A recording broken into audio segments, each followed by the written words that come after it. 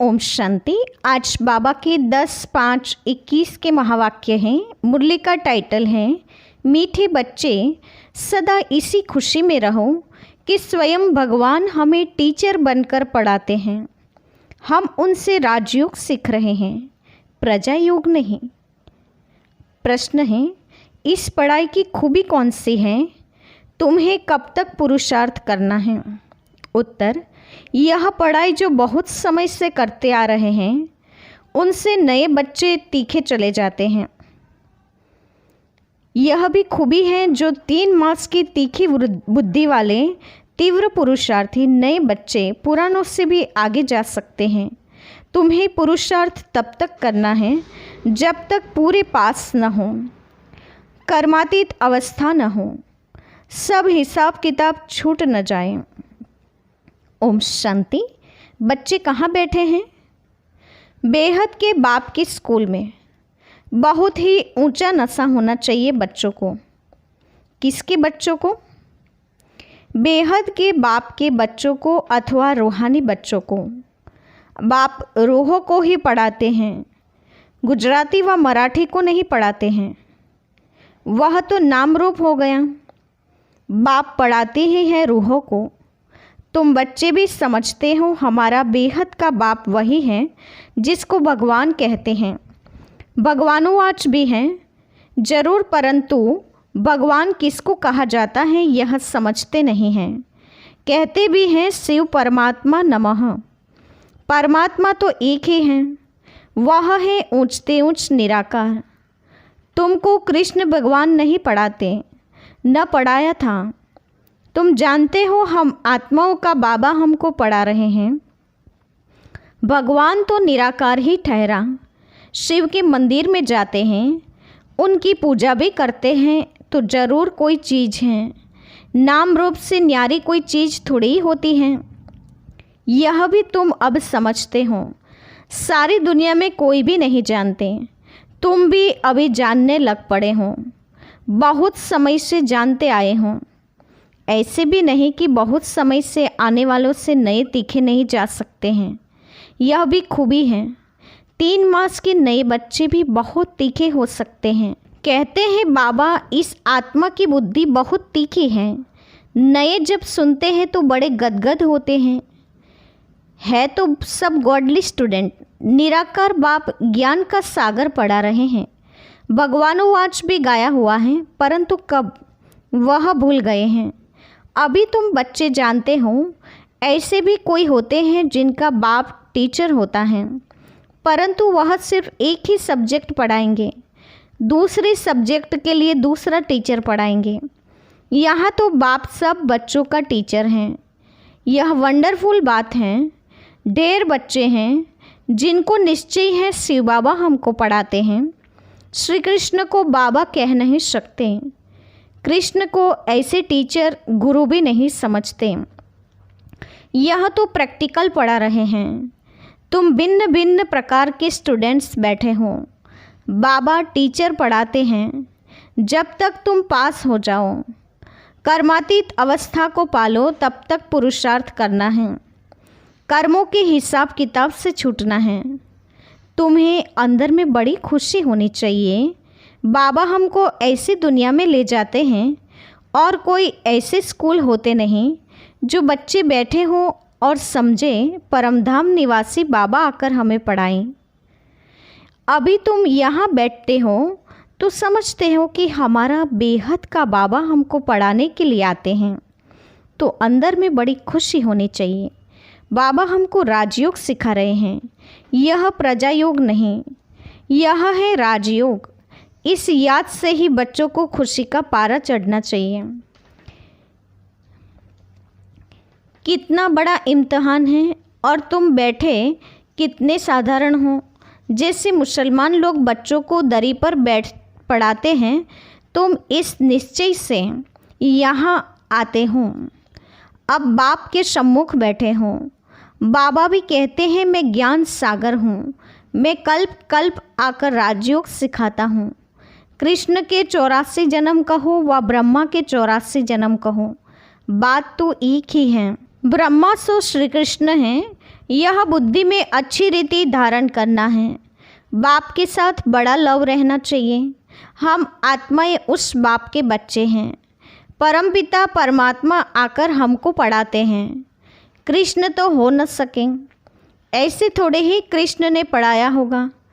ताज आदि उतार कर आया होगा। अब पढ़ाने वाला तो बुज़ुर्ग चाहिए। बाप कहते हैं मैंने बुज़ुर्ग तन लिया है, यह फिक्स है। श्री बाबा ब्रह्मा द्वारा ही पढ़ाते हैं। कहते भी हैं बरोबर परमपिता परमात्मा ब्रह्मा द्वारा स्थापना करते हैं। अब ब्रह्मा कहाँ से आया यह समझते नहीं हैं। बाप बैठ घड़ी घड़ी बच्चों को सुजाग करते हैं। माया फिर सुला देती है।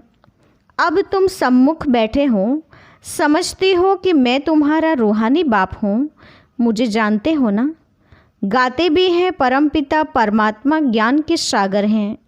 पतित पावन दुखहर्ता सुखकर्ता हैं।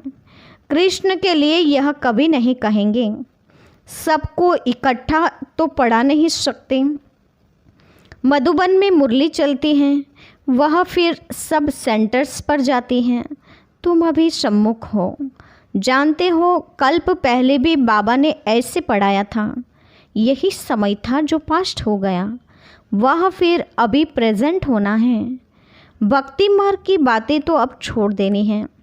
अभी तुम्हारी ज्ञान से प्रीत हैं, पढ़ाने वाले से प्रीत हैं। कोई कोई जब टीचर से पढ़ते हैं तो उनको सौगात देते हैं।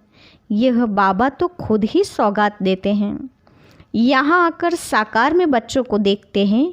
यह तो हमारे बच्चे हैं। यह भी बच्चों को ज्ञान है। सब 84 जन्म नहीं लेते हैं।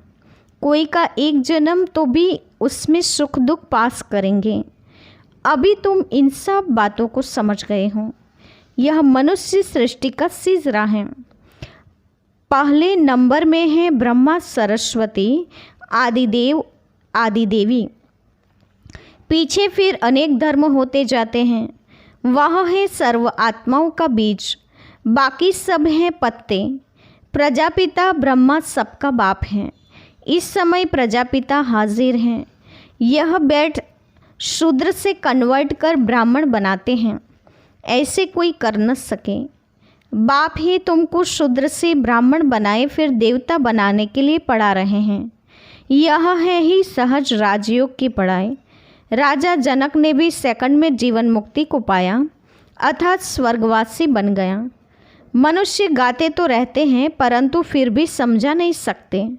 अब बाप कहते हैं बच्चे देही अभिमानी बनो। तुम अशरीरी आए थे, फिर शरीर लेकर पार्ट बजाया। बरोबर 84 जन्म लिए हैं। बाप जो ट्रुथ हैं वह सत्य ही बताएंगे। राजधानी हुई है ना।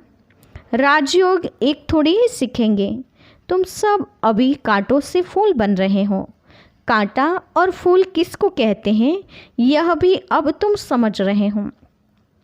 यह है ही छी कांटों की दुनिया। हम 84 जन्मों का चक्र लगाए नरकवासी हुए हैं। फिर से वर्ल्ड की हिस्ट्री ज्योग्राफी रिपीट करेंगे। हम फिर से जरूर स्वर्गवासी बनेंगे। कल्प कल्प हम बनते हैं। घड़ी घड़ी यह याद करना है और नॉलेज समझाने हैं। ये लक्ष्मी नारायण सूर्यवंशी थे। क्राइस्ट आया, उनके पहले बहुत थोड़े थे, राजधानी नहीं थी। अब बाप आकर सतयुगी राजधानी स्थापन करते हैं। स्थापना होती ही है संगम पर। अभी तुम्हारी बुद्धि में है कि यह है सच्चा सच्चा कुंभ का मेला। आत्माएं अनेक हैं, परमात्मा एक है।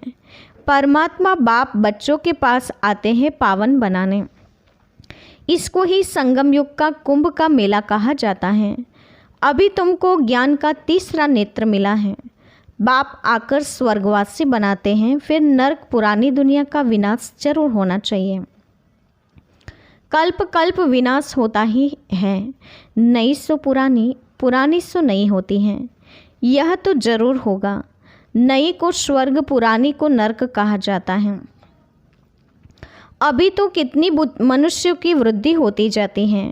अनाज नहीं मिलता है तो समझते हैं हम बहुत अनाज पैदा करेंगे, परंतु बच्चे कितने पैदा होते रहते हैं। अनाज कहाँ से लाएंगे। अभी तुम बच्चों को यह खातरी है कि ये सारी पुरानी दुनिया ख़त्म होनी है। मनुष्य को यह ज्ञान अच्छा भी लगता है, परंतु बुद्धि में कुछ भी बैठता नहीं है। तुम्हारी बुद्धि में है नरक के बाद स्वर्ग आएगा। सतयुग के देवी देवता होकर गए हैं। यह लक्ष्मी नारायण भारत के मालिक थे। चित्र हैं। सतयुग में है आदि सनातन देवी देवता धर्म। अभी अपने को देवता धर्म के कहलाते नहीं हैं, उनके बदले हिंदू कह देते हैं। बच्चे अच्छी तरह जानते हैं कि हम यह देवी देवता बन रहे हैं। बाबा हमको पढ़ा रहे हैं इन आर्गन्स द्वारा। बाबा कहते हैं नहीं तो मैं तुमको पढ़ाऊँ कैसे। आत्माओं को ही पढ़ाते हैं क्योंकि आत्मा में ही खाद पड़ती है। अभी तुमको सच्चा सोना बनना है। गोल्डन एज से सिल्वर एज में आए, अर्थात चांदी की खाद पड़ने से तुम चंद्रवंशी बन जाते हो। सतयुग में गोल्डन एज में थे, वही फिर नीचे उतरते हैं, वृद्धि भी हो जाती हैं। अभी तुम्हारी बुद्धि में है हम golden age, silver age, copper age, iron age में 84 का चक्र लगाकर आए हैं। अनेक बार यह पार्ट बजाया है। इस पार्ट से कोई भी छूट नहीं सकता है। वो कहते हैं हमको मोक्ष आदि चाहिए, लेकिन वास्तव में तंग तो तुमको होना चाहिए। 84 का चक्र तो तुमने लगाया है। मनुष्य तो समझते हैं आना और जाना होता ही रहता है, इनसे क्यों न हम छूटें, परंतु यह तो हो न सके। गुरु लोग भी कह देते हैं तो मोक्ष को पाएंगे। ब्रह्म को याद करो तो ब्रह्म में लीन हो जाएंगे। अनेक मतांतर भारत में ही हैं और कोई खंड में इतने नहीं हैं। ढेर की ढेर मत हैं, एक न मिले दूसरे से। रिद्धि सिद्धि भी बहुत सीखते हैं, कोई केसर निकालते कोई क्या। इसमें मनुष्य बहुत खुश हो जाते हैं। यह तो है ही स्पिरिचुअल नॉलेज। तुम जानते हो स्पिरिचुअल फादर हैं, हम आत्माओं का बाप। रूहानी बाबा रूहों से बात करते हैं। सत्यनारायण की कथा आकर सुनाते हैं, वह अमर कथा सुनाते हैं जिससे अमरलोक का मालिक बनाते हैं।